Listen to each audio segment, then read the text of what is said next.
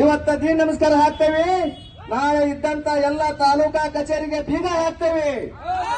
ಇವತ್ತ ದೀನ್ ನಮಸ್ಕಾರ ಹಾಕ್ತೇವೆ. ನಾಳೆ ಇದ್ದಂತ ಎಲ್ಲ ತಾಲೂಕಾ ಕಚೇರಿಗೆ ಬೀಗ ಹಾಕ್ತೇವೆ. ಇವತ್ತ ದೀನ್ ನಮಸ್ಕಾರ ಹಾಕ್ತೇವೆ. ನಾಳೆ ಇದ್ದಂತ ಎಲ್ಲ ತಾಲೂಕಾ ಕಚೇರಿಗೆ ಬೀಗ ಹಾಕ್ತೇವೆ.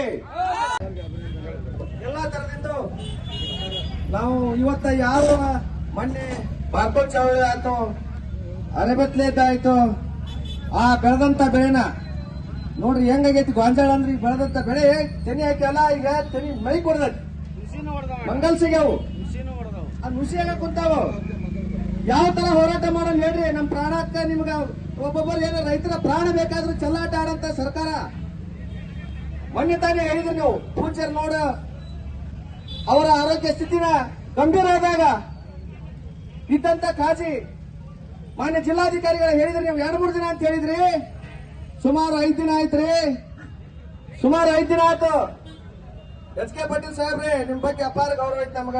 ಜಿಲ್ಲಾಧಿಕಾರಿಗಳೇ, ನೀವು ಏನಾರ ಇವತ್ತು ಅಥವಾ ನಾಳೆ ಏನಾರ ಖರೀದಿ ಕೇಂದ್ರ ಪ್ರಾರಂಭ ಆಗದಿದ್ರೆ ಇವತ್ತ ನಿಮ್ಗ ಸರ್ಕಾರಕ್ಕಾತು ನಮ್ಮ ಉಸ್ತುವಾರಿ ಸಚಿವ ಇವತ್ತ ದೀನ್ ನಮಸ್ಕಾರ ನಿಮ್ಗ ಹಾಕದಂಗ ಅನ್ಕೋರಿ. ಇವತ್ತು ನಿಮ್ಗ ಹಾಕದಂಗ ಅನ್ಕೋರಿ.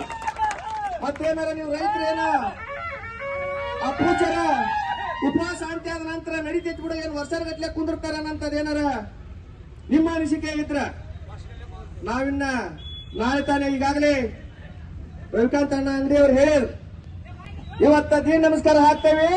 ನಾಳೆ ಇದ್ದಂತ ಎಲ್ಲ ತಾಲೂಕಾ ಕಚೇರಿಗೆ ಬೀಗ ಹಾಕ್ತೇವೆ. ಅದಕ್ಕ ದಯಮಾಡಿ ಇವತ್ತಿಂದೀಗಲೇ ನೀವು ಕೂಡ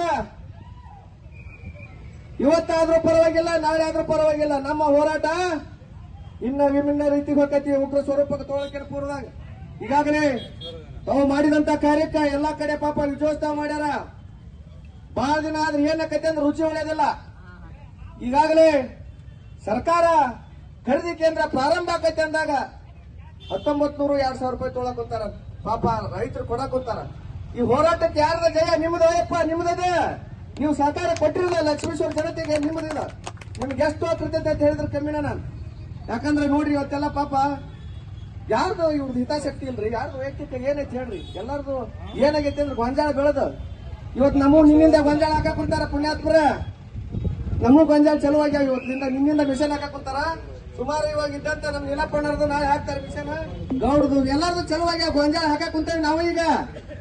ಅದಕ್ಕೆ ದಯಮಾಡಿ ಎಲ್ಲಿ ಮಟ್ಟ, ಯಾಕಂದ್ರೆ ನಾವಿಲ್ಲಿ ಹೋರಾಟಕ್ಕೆ ಕುಂತೇವಿ. ಪಾಪ ಅಲ್ಲಿ ಯಾರ ನಮ್ಮ ಮನ್ಯಾಗ ಇದ್ದಂತ ಅಣ್ತಮ್ಮಗಳು ಪಾಪ ಅವರೆಲ್ಲ, ನಾವೆಲ್ಲ 2-3 ಮಂದಿ ಇರ್ತಾವಿ ಮಾಡ್ತಾರ. ಪಾಪ ಅವರೆಲ್ಲ ನೋಡ್ರಿ ಆಳಿಗೆ ಹಚ್ಚಿ ಮಿಷನ್ ಹಾಕಿ ಗೊಂಜಾಳ ಹಾಕಕ್ ಕುಂತಾರ. ದಯಮಾಡಿ 2 ದಿನದೊಳಗ ಏನಾರ ನೀವು ಖರೀದಿ ಕೇಂದ್ರ ಪ್ರಾರಂಭ ಆಗದ ಇದ್ರ ಇಲ್ಲಿ ಇರ್ತಕ್ಕಂಥ ಎಲ್ಲ ಹಿರಿಯರ, ಪರಮ ಪೂಜ್ಯ ಕುಮಾರ ಮಹಾರಾಜರ, ನಮ್ಮ ಮತ್ತು ಕರಾಟಿಗಳು ಮತ್ತ ನಮ್ಮೆಲ್ಲ ಬೆಂಡಿಗೇರಿ ಬಸಣ್ಣರು, ದೊಡ್ಡಗೌಡ್ರು ಮತ್ತೆ ಅವ್ರ ಹೆಸರು ಏನು ಬಿಟ್ರಿ ಎಲ್ಲಾರು ಹೌದಾ?